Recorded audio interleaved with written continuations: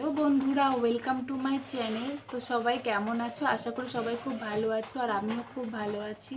তো এখন বাজে সকাল 7টা, ঘুম থেকে উঠলাম। আমি এবার কালকে রাতে এসেছি বাবার বাড়িতে।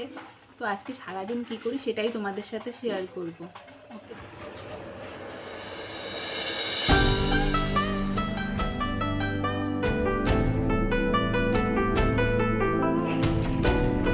সকালে পুকুরে করে দিলাম ম্যাগি, আর আমি খেয়ে নিলাম ভাত। আমার না ভাতটা খেতে খুবই ভালো লাগে, রুটির থেকে ভাতটা আমি ভালোই খাই।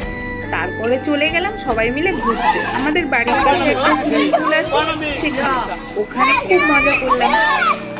দেখতে দেখতে 2 ঘন্টা ওখানে কেটে গেল। কখন যে সময় পার হয়ে গেল কিছুই বুঝলাম না।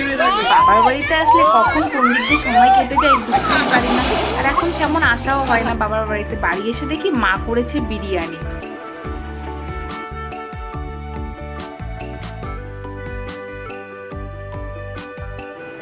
এদিকে আমি পুকুকে খাইয়ে দিলাম। পুকুকে খাওয়ানোর পরে আমরা সবাই মিলে একসাথে খেতে বসে পড়লাম।